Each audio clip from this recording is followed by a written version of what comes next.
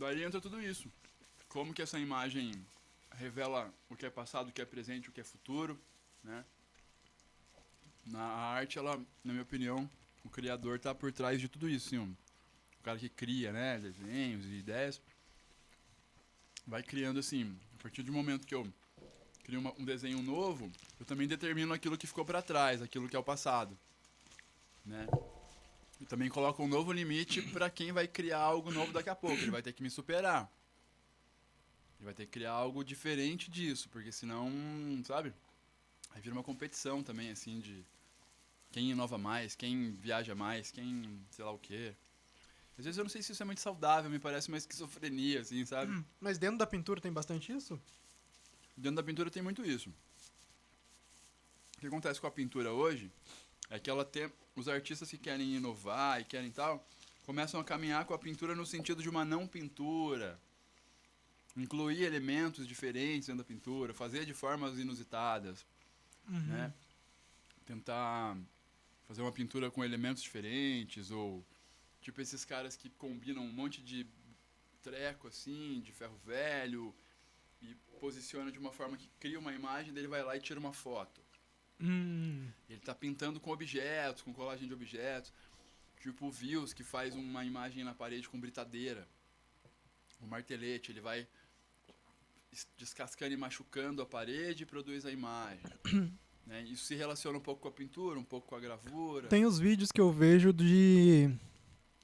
do cara fazendo imagem com dado. Uhum. Pega uma tela grandona assim e vem só organizando os dados até formar um rosto de algum personagem. Tipo isso, né? São coisas que estão no campo da pintura, mas que também estão com um pezinho ali na escultura, um pezinho ali numa coisa mais experimental, conceitual, né? Mas o cara quer produzir uma pintura com matérias-primas diferentes, ou, né, a tentativa é sempre produzir uma imagem, só que de uma forma ousada, de uma forma que quem olha e acha inusitado. Nossa, olha o jeito que o cara fez isso. Porque em alguns momentos é uma coisa tipo... Como que eu vou dizer?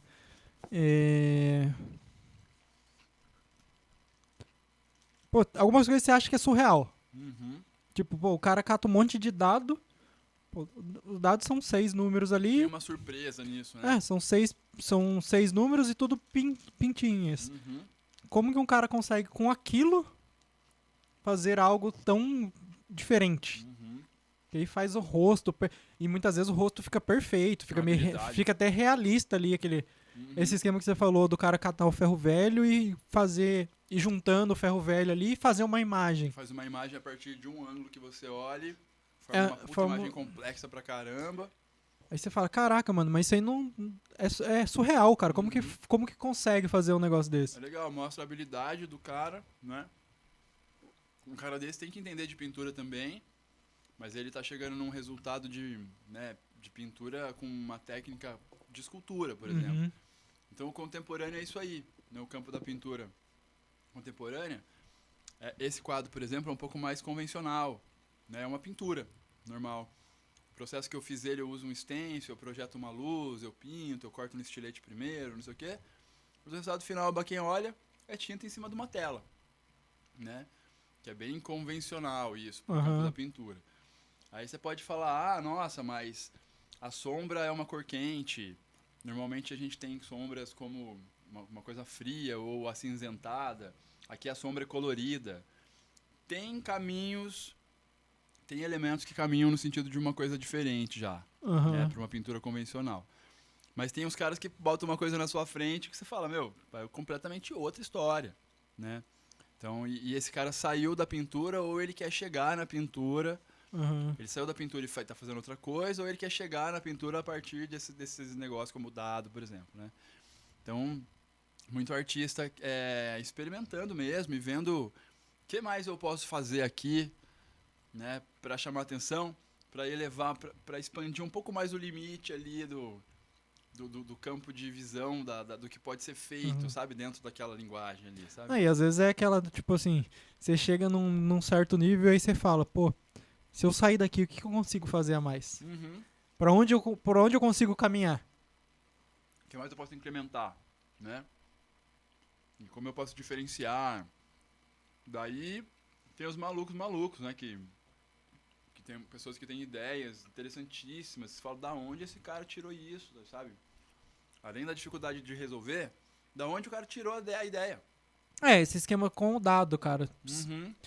De onde você vai olhar um dado e aí você vai falar, pô, dá pra fazer a imagem de tal personagem com o dado. Uhum. Se eu organizar dado por dado e ainda tenho que colocar, tipo, a numeração certa em cada um pra fazer os efeitos de luz e sombra e formar... Genial. É muito genial. Eu falei pra você, né? O cara, ele usa os pontinhos do dado e o dado de 1 sobre o plano branco tem uma densidade. O dado de 2 tem outra. O dado de 6, o ladinho do 6, tem outra densidade. Isso gera tons de cinza. E aí o cara começa a trabalhar como se fosse pigmentos, como se fosse pinceladinhas. Cada dado é uma pincelada pronta, que ele combina. O de 1 tem mais branco e um ponto preto. O de 2 tem 2. O de 6 tem 6 pontos pretos. Ou seja, o dado de 6, o lado de 6 do dado tem um equilíbrio maior entre fundo branco e pontinho preto. Né? Porque, ou seja, tem 6 pontinhos distribuídos naquele fundinho branco. Ele tende a ser mais escuro, olhando de longe, do que o lado de um pontinho só. Que tende a ser mais branco.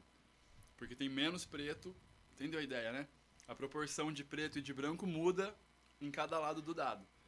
E o cara transformou isso numa paleta de tons de cinza. Pra quem olha de longe. Né? Você tem que ser... Você tem que ser meio maluco pra você conseguir pensar isso aí, tipo de... Se eu colocar o 6 aqui, vai representar isso aqui. Se eu colocar isso. Tipo, até formar aquele desenho todo. O desenho todo. E esses trabalhos que os caras fazem, que de perto parece que é pixel, e de longe a imagem fica perfeita. Tem uma do Van Gogh que colocaram na internet. Quando você olha de perto, não dá pra entender nada.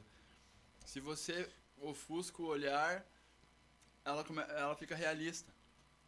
Né? Porque o cara sabe exatamente aonde colocar o que ali